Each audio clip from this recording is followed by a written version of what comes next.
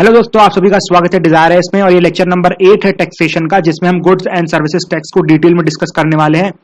मैंने आपको पिछले लेक्चर में बताया था कि क्यों जीएसटी को इंट्रोड्यूस किया गया है, मतलब क्या ऐसे मतलब ड्रॉबैक्स थे वैट सिस्टम में जिसकी वजह से जीएसटी को इंट्रोड्यूस किया गया। तो मैं आपको थोड़ा सा रिवाइज करवा देता हूँ, लेकिन आप पिछला जाके लेक्चर जरूर देखिएगा, बिकॉज अगर आप नहीं देखेंगे तो आपको समझ में नहीं आएगा कि क्यों जीएसटी को लाया गया था। ठीक है, तो पहला ड्रॉबैक तो ये था वैट का कि सबसे पहले तो उसमें मतलब एट दी एंड कंजम्पशन में टैक्स लग रहा था। ठीक है, मैं नहीं बताऊंगा डिटेल में, आपको पिछला लेक्चर देखना पड़ेगा। ठीक है, फिर दूसरा कंजम्पशन ये था कि प्रोड्यूसर स्टेट सफर कर रहा था, तो सेंट्रल गवर्नमेंट ने सेंट्रल सेल्स टैक्स लगाया, उसके वजह से कैस्केडिंग आने लगी। फिर तीसरी चीज तो ये थी कि जो कंज्यूमर स्टेट से बहुत सारे taxes like entry taxes and all these taxes लगाने लगे थे, जिसकी वजह से जो वैट का पर्पस था वो लॉस मतलब दैट वाज इन ठंडा बस्ता। ठीक है, इसलिए जीएसटी को लाया गया। अब देखिए जीएसटी क्यों लाया ये आप समझ चुके हैं। अगर आपको समझ में नहीं आया तो again I am requesting you, अगर आपने नहीं देखी पिछली वीडियो जरूर देखिए, वरना आपको समझ में नहीं आने वाला कि जीएसटी क्यों लाया गया और क्या जीएसटी का बैकग्राउंड था जिससे गवर्नमेंट ऑफ इंडिया ने जीएसटी लाया। तो फ्रांस सबसे पहली कंट्री था जिसने जीएसटी को इंप्लीमेंट किया। फिर इसके बाद अप्रोक्सीमेटली अभी तक 150 कंट्रीज ने जीएसटी को इंप्लीमेंट कर चुका है। देखिए जीएसटी की बात आप सबने सुना होगा कि 1960s में ये बिल लाया गया था जीएसटी के लिए, फिर 1970s में ये बिल लाया गया था। That was all rubbish. ठीक है, मतलब नॉट रबिश, मतलब ये नहीं कि कंप्लीट जीएसटी लाने की उसी टाइम पे बात कर दी गई थी। मतलब ये था जीएसटी जैसा कोई सिस्टम लाने की बात कर रहे थे। धीरे धीरे मतलब जो लॉसेस थे, स्टेट सेल्स टैक्स को कैसे इंप्रूव करके वैट लाया गया, वैसे कुछ कुछ नई नई चीजें लाने की बात करते थे।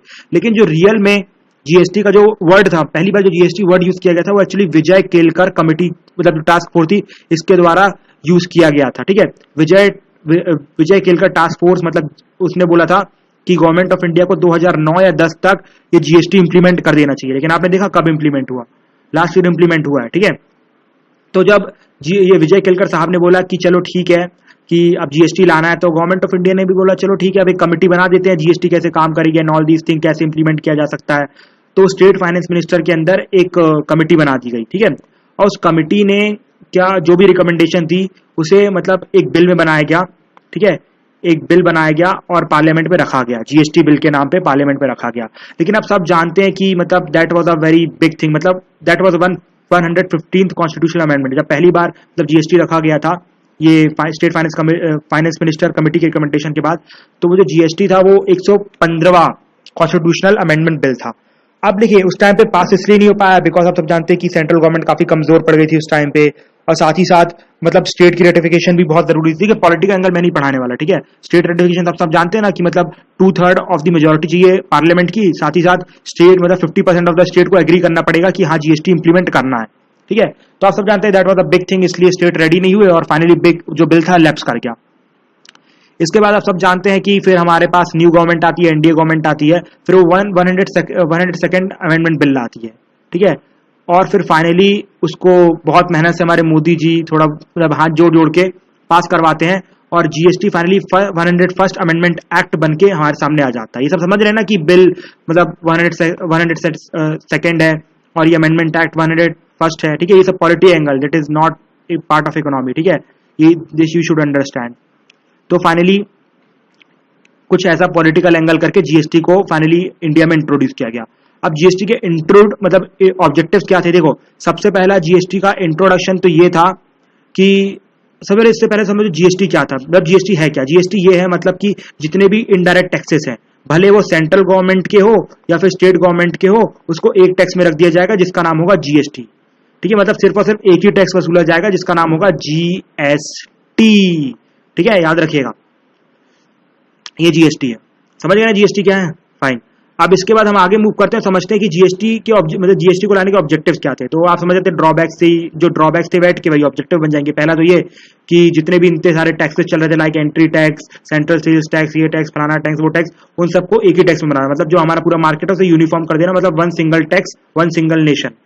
ठीक है, इसके बाद दूसरा ये जो इनडायरेक्ट टैक्स का जो पूरा मैकेनिज्म था उसको मतलब अच्छे से मतलब सिंप्लीफाई कर देना। अभी क्या था कि कोई गवर्नमेंट एंट्री टैक्स ले रही है, फिर किसी स्टेट में ये टैक्स नहीं लग रहा, वो टैक्स लग रहा है, तो मतलब जो मैकेनिज्म था उसको सिंगल, अगर सिर्फ सिंपल एक टैक्स जीएसटी रखेंगे तो ये जो प्रॉब्लम है वो सॉल्व हो जाएगी। फाइन। फिर तीसरा तो ये कैस्केड एलिमिनेट कैस्केडिंग इफेक्ट। मैंने आपको बताया था ना कि वो जो आखिरी में वो जो फाइनली पूरे 370 रुपए में, लास्ट लेक्चर में मैंने आपको बताया था पूरे 370 रुपए में वो जो गवर्नमेंट ऑफ इंडिया थी वो टैक्स वसूल ले रही थी। लेकिन अब यहां पर गवर्नमेंट ऑफ इंडिया को क्या करना था, गवर्नमेंट ऑफ इंडिया ने मतलब जीएसटी में डिसाइड किया सिर्फ और सिर्फ 70 रुपए में टैक्स दिया जाएगा। तो आपने देखा यहाँ पे जो कैस्केडिंग इफेक्ट आखिरी जो प्रॉब्लम थी वो भी जीएसटी ने सॉल्व कर दी। और साथ ही साथ देखिए अब ये बहुत ही मतलब प्रॉब्लम वाली बात है कि ये जो मतलब हमारा जो जीएसटी है मतलब वो सिर्फ सिंगल टैक्स रखे, मतलब इंडिया में बहुत ही बड़ी प्रॉब्लम है। फॉर एग्जांपल गोल्ड के ऊपर भी आप 5% टैक्स रखे, फिर जो आलीशान लैम्बोर्गिनी यार इसके ऊपर भी 5% टैक्स रखे, that was a difficult task, मतलब वो सही भी नहीं होता, मतलब अमीर को भी उतने टैक्स गरीब को भी उतने टैक्स। इसलिए गवर्नमेंट ऑफ इंडिया ने 4 स्लैब्स डिसाइड किए, ठीक है। आप सब जानते हो कि 0%, 12%, 18%, 28%, तो उसके बारे में आगे डिस्कस करेंगे। तो इसलिए मतलब जीएसटी का ये ऑब्जेक्टिव था कि उसे कुछ स्लैब्स में इंट्रोड्यूस किया जाएगा, ठीक है। लेकिन पहले ये था कि एक स्लैब में इंट्रोड्यूस किया गया, जब गवर्नमेंट ने एनालाइज किया कि काफी मुश्किल हो जाएगा, इसलिए अलग अलग से 4 स्लैब बनाएगा, ठीक है। इतना भी समझ गया ना, आगे बढ़ते हैं। आगे और ऑब्जेक्टिव क्या थे? आगे और ऑब्जेक्टिव ये था कि ईज ऑफ डूइंग बिजनेस करना। देखिए जीएसटी का मतलब ये है कि ईज ऑफ डूइंग बिजनेस होना। ईज ऑफ डूइंग बिजनेस कैसे होगा?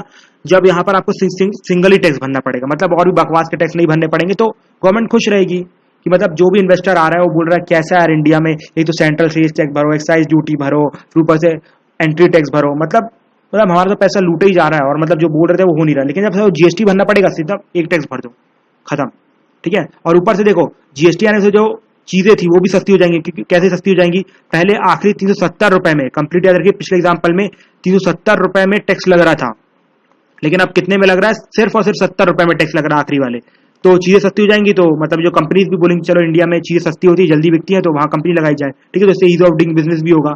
फिर एक और अलग ऑब्जेक्टिव था ये कि अब जो कंप्लीट सिस्टम था, अभी पहले क्या अलग से बिल लाओ, ये करो वो करो, मतलब बकवास की चीजें थी, मतलब पूरा फिजिकल सिस्टम था। अब उसे क्या किया जाएगा? डिजिटल सिस्टम कर दिया जाएगा, ठीक है। डिजिटल सिस्टम कर दिया जाएगा, that is good for our economy, ठीक है। मतलब जो कोई टैक्स भी नहीं चुरा पाएगा, और साथ ही साथ एक चेन मैकेनिज्म बन जाएगा। चेन मैकेनिज्म मतलब क्या है?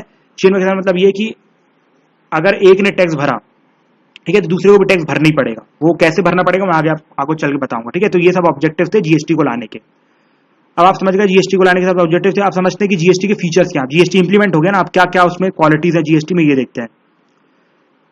तो सबसे पहले तो बहुत सारे टैक्सेस थे, अब उसे जितने भी स्टेट और सेंट्रल के जो टैक्सेस थे उसे सब एक ही टैक्स में कन्वर्ट कर दिया गया, नाम है जिसका नाम है जीएसटी। फॉर एग्जांपल स्टेट की तरफ से ये जो हमारा वैट था, एंट्री टैक्स था, एंटरटेनमेंट टैक्स था, वो सब जीएसटी के अंदर डाल दिया गया है। फिर सेंटर के जो टैक्सेस थे like central excise duty, service excise, service tax, ठीक है, ये सब चीजें भी मतलब जो जीएसटी में ला दिया गया। लेकिन मैं पहले बता चुका हूँ कस्टम ड्यूटी और एक्साइज ड्यूटी कुछ कुछ चीजें नहीं डाली गई जीएसटी में, उसके लिए आपको पिछला लेक्चर देखना पड़ेगा, फाइन।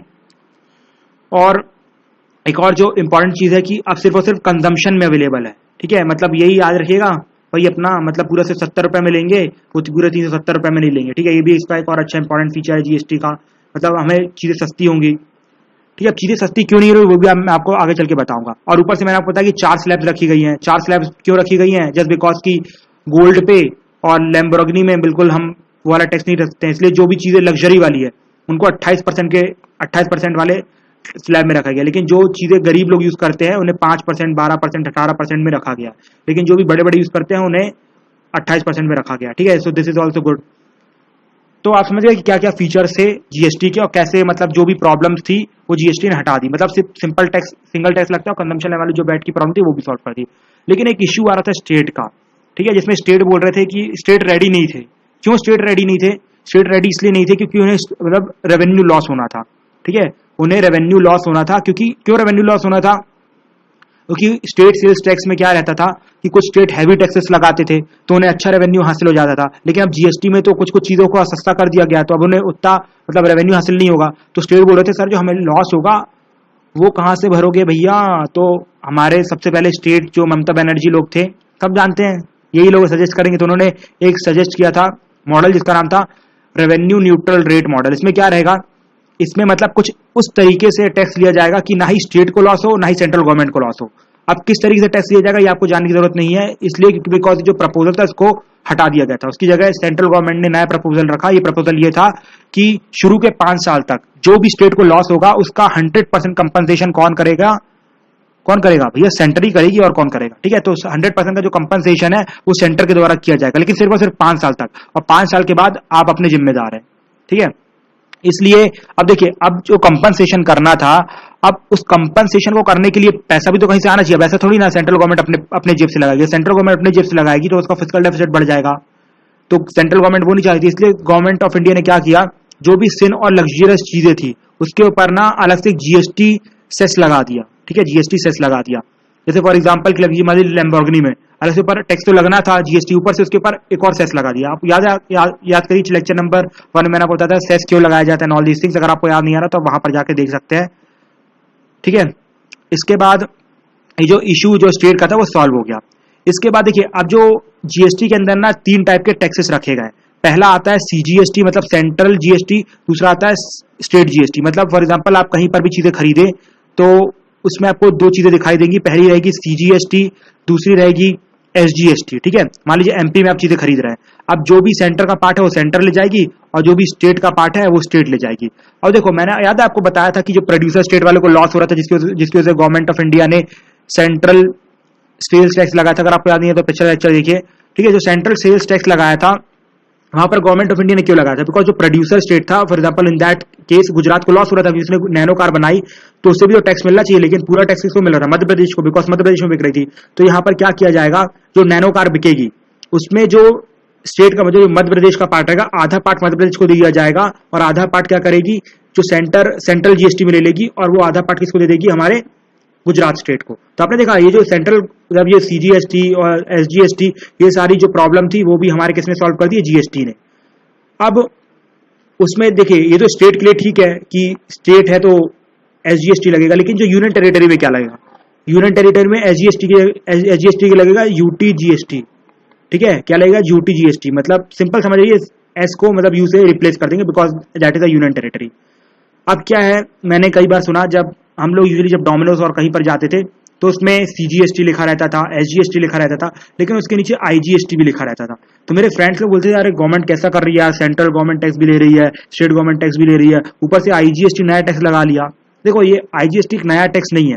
देखो आईजीएसटी का क्या है कि जो इंटर स्टेट मतलब that means for example Gujarat से जो मध्य प्रदेश आ रही थी वो नैनो कार, ठीक है। अब नैनो कार जो मध्य प्रदेश में आ रही थी तो अब पूरा फायदा किसको रहता, मध्य प्रदेश को, पहले वाले मैंने एग्जांपल बताया। लेकिन अब क्या है कि आईजीएसटी क्या है, ये यही है, मैंने अभी थोड़ी देर पहले आपको बताया कि सेंट्रल गवर्नमेंट क्या करेगी, आधा ले लेगी रेवेन्यू और वो दे देगी गुजरात को। तो ये आईजीएसटी है। मान फॉर एग्जांपल मान लीजिए गुजरात से अगर कोई चीज आई है मध्य प्रदेश में बिकने के लिए तो उसके ऊपर सीजीएसटी तो लगेगा, सेंट्रल गवर्नमेंट अपना टैक्स लेगा, जो स्टेट गवर्नमेंट अपना टैक्स लेगा। लेकिन आईजीएसटी इसलिए लिया जा रहा है बिकॉज की जो प्रोड्यूसर स्टेट था गुजरात को, उसको वहां पर लॉस हो रहा था, तो आईजीएसटी का हाफ कर दिया जाएगा, मतलब 2 पार्ट में डिवाइड कर दिया जाएगा, ठीक है। मान लीजिए 50 रुपए आईजीएसटी है तो उसे 25 रुपए दे दिया जाएगा मध्य प्रदेश को, बिकॉज उसके यहाँ पर बिका तो उसका भी हक है, और producer state for example Gujarat जिसने बेचा मतलब जिसने बनाया उसका भी हक, इसलिए 25 रुपए वहां दे दिया जाएगा। तो आईजीएसटी इस तरीके से प्रॉब्लम सॉल्व करेगा, ठीक है। मैंने आपको एक और चीज बताई कि यहाँ पर चीजें सस्ती होंगी, ठीक है, बिकॉज स्लैब कम की गई है। फॉर एग्जाम्पल जो चीज 5% वाले स्लैब में डाली गई है वो चीजें सस्ती होनी चाहिए। अब वो सस्ती क्यों नहीं हो रही है आपको ये समझना है। देखिए अब हमारे जो जीएसटी में मान लीजिए चीज पहले 25 रुपए की थी, अब उसमें मान लीजिए 3 रुपए का टैक्स था, तो अब मान लीजिए गवर्नमेंट ऑफ इंडिया ने उस पर टैक्स 2 रुपए कर दिया, वो 0% वाले स्लैब में डाल के, ठीक है, 2 रुपए टैक्स हो गया मान लीजिए, तो वो चीज 23 रुपए की कितनी हो गई, 21 रुपए की। तो अब हमें वो चीज 21 रुपए की मिलनी चाहिए, लेकिन फिर भी हमें वो 23 रुपए की मिल रही है। क्यों 23 रुपए की मिल रही है, जस्ट बिकॉज जो कंपनी है ना, कंपनी ने बहुत अपना दिमाग लगा लिया, उन्होंने बोला कि हमने इसका प्राइस ही 23 रुपए कर दिया है। तो अब जो 2 रुपए जो प्रॉफिट आपके जेब में जाना था वो कंपनी अपने जेब में ले जा रही, मतलब गवर्नमेंट ऑफ इंडिया ने टैक्स आपके अच्छे के लिए हटाया, लेकिन जो कंपनी थी इस कंपनी ने वो जो 2 रुपए बढ़ा दिया, बोला कि भैया 23 रुपए का माल है, अब ये 2 रुपए हमारे जेब में जाएगा। इसके लिए गवर्नमेंट ऑफ इंडिया ने अलग से एंटी प्रॉफिटरिंग बॉडी बनाई गई है जो कि देखेगी कि कौन सी कंपनी क्या गलत कर रही है। अगर मान लीजिए किसी भी कंपनी ने ऐसा बढ़ाया होगा 2 रुपए तो उसके खिलाफ अलग से पेनलाइज प्रोविजन होंगे, ठीक है। तो इसको भी गवर्नमेंट ऑफ इंडिया सॉल्व करने की बात की है, लेकिन अभी तक कुछ ऐसा खास देखा नहीं गया इसके ऊपर, ठीक है। इसके बाद एक और अलग से जीएसटी के ऊपर एक और नई चीज आती है, वो है जीएसटी काउंसिल, ठीक है। जीएसटी काउंसिल बनाई गई है, मतलब कि जीएसटी के मतलब जो भी टैक्स बढ़ाए जाएंगे घटाए जाएंगे या कोई भी जीएसटी से रिलेटेड डिसीजन होगा वो जीएसटी काउंसिल के द्वारा ही लिया जाएगा, और इसको हेड करेंगे कौन, हमारे यूनियन फाइनेंस मिनिस्टर, मतलब अभी कौन, अरुण जेटली जी, ठीक है।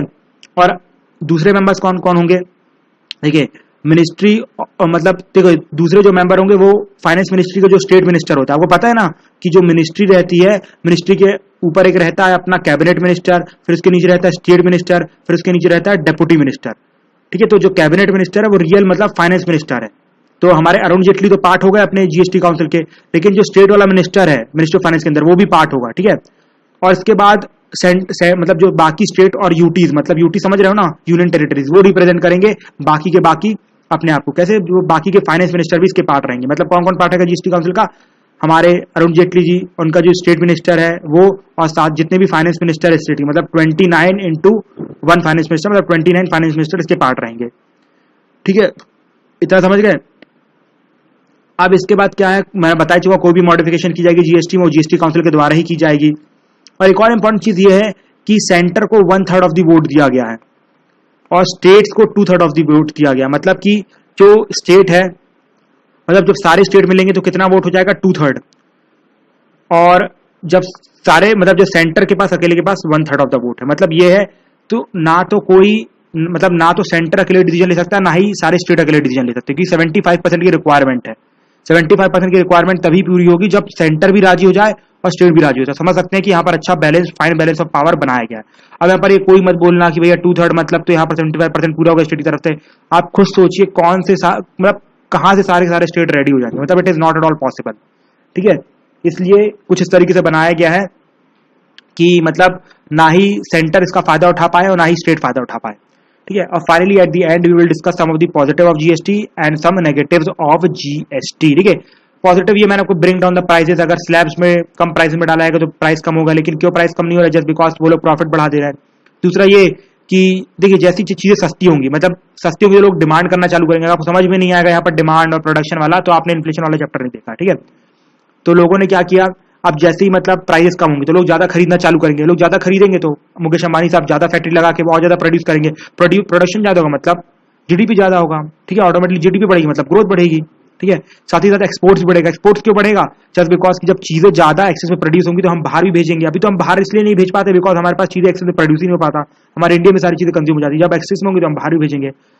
ऊपर से जो टैक्सेस था, टैक्सेस भी आप सब जानते हैं चोरी नहीं हो पाएगी बिकॉज पूरा सिस्टम ऑनलाइन हो गया है।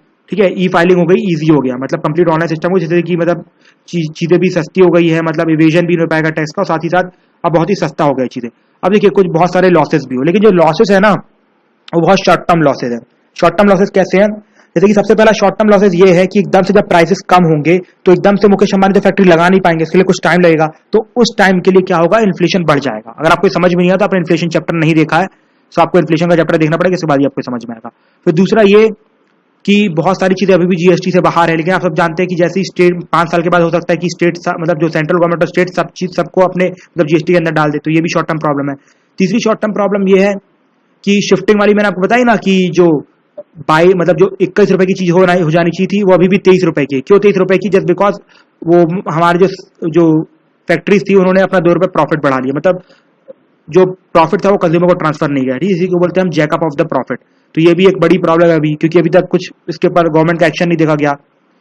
साथ ही साथ मैंने आपको बताया जितनी भी प्रॉब्लम है शॉर्ट टर्म प्रॉब्लम है, may be in the future they will be resolve. ठीक है, so these are the positive and negatives of the GST.